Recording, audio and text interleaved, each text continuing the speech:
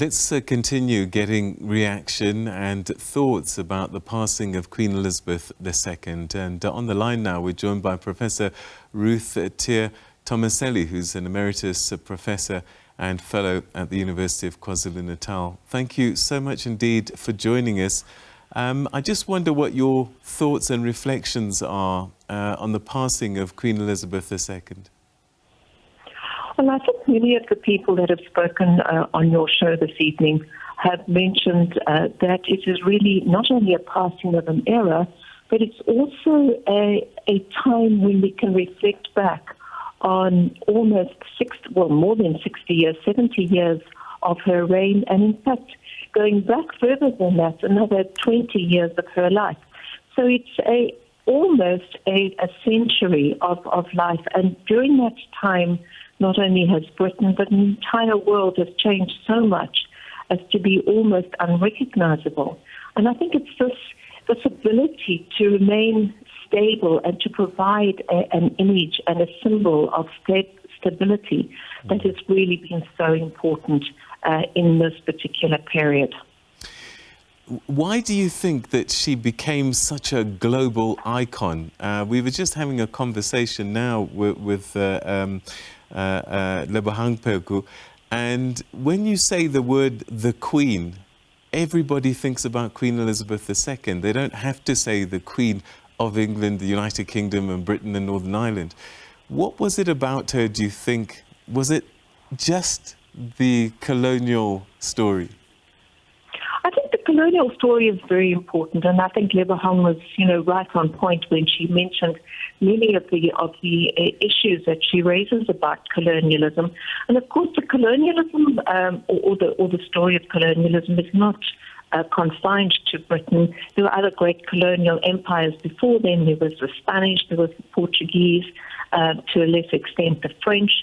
And probably we think about Britain as being the great colonial or imperial power because it was historically the last of the great colonial powers.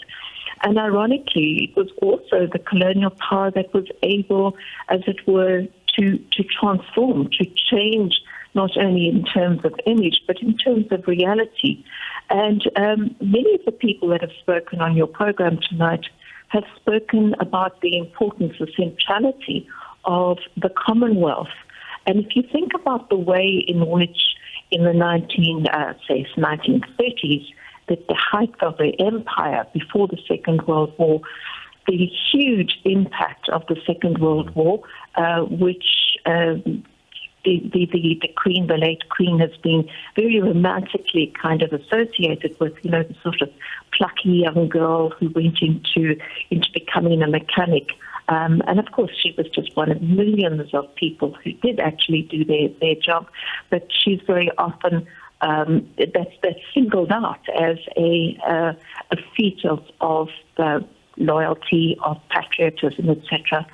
And then the way in which she was really able to negotiate the huge differences that happened in the direct aftermath of her father's rather untimely death and her very early ascension to the throne. She is the longest reigning monarch, but she was also one of the youngest. Think about that. Queen Victoria as well was very, very young when she ascended to the throne. She was, I think, probably even younger than Elizabeth was. And so it's a whole lifetime, a very long and full and varied lifetime. And if you look at the reigns or the periods of the coronations of both of those women, they really were over periods of enormous change.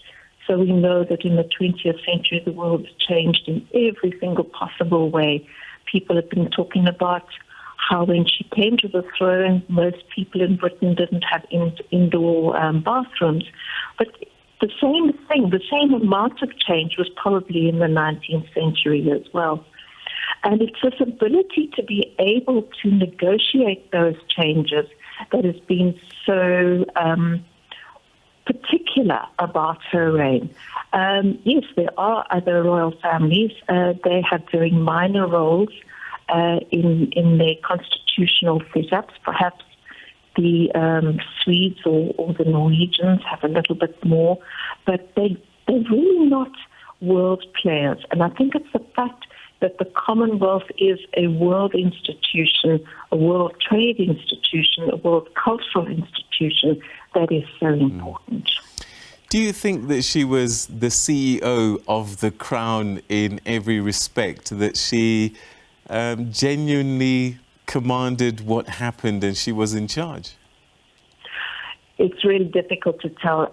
You had my colleague Donald McCracken on the show a little earlier, and his point is very pertinent, is that we really don't know what goes on behind closed doors, and we won't know for many years. But certainly the image was put out, or the perception was put out, is that she was the one with whom the buck stopped, at least in terms of what happened in royal circles. Of course, politically, that's not the case, but it's in the sense of a symbolic sense. I think that she was. If you look at the body language of any gathering in which she appears, she is the center of attention all the time. Nobody is able to upend her. Even on those very famous views of the balcony of the family, just one look and everybody stands in line and steps back a step. So it would appear that would be the case. It's going to be very interesting to see how the new monarch manages to fit in. Does he have the charisma to fill those big shoes? Does he have the sort of moral high ground to be able to lead by example? We need to wait and see. What do you think her greatest contribution was when we look back? I think her greatest contribution was in terms of integrity and in terms of continuity. Yes, there have been many missteps, and many of them have been mentioned tonight, but they were actually few and far between in the life well lived. I can hear you. Yeah, you lost me? Yeah, no, we can hear you. Please carry on. Oh, okay.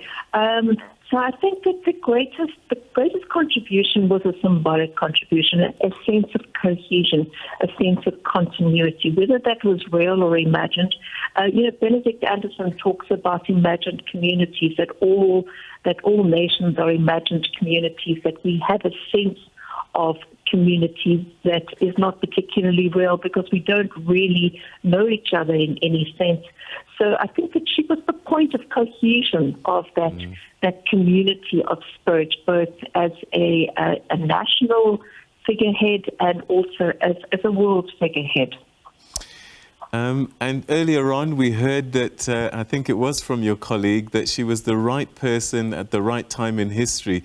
She had to grow up really, really quickly. Winston Churchill once said that she possessed an air of authority that was astonishing in an infant. Well, maybe he was rhetorical. I'm not sure that any infant has an air of authority. But certainly she did seem to have the moral courage and the fortitude to be able to do what was required of her at any particular time. So, it was really interesting to listen to your previous speaker, Lebohang, and talking about the burden of the colonial, the past, and how that was negotiated. And there's absolutely no doubt that accumulated wealth, both within the royal household as well as within a particular country, comes from many, many years of exploitation. But what's really interesting to me is the way in which the transformation came not only from the bottom but also from the top. When it was inevitable, and that the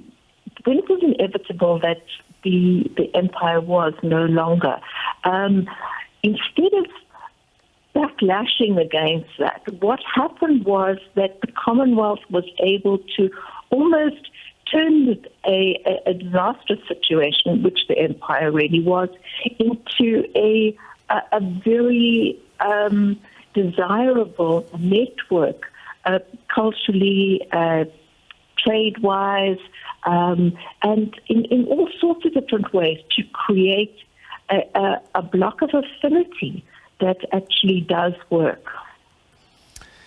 Professor Ruth-Teer Tomaselli, we're going to have to leave it there. Thank you so much indeed for sharing your thoughts with us this evening. Always a pleasure. Thank you. All right.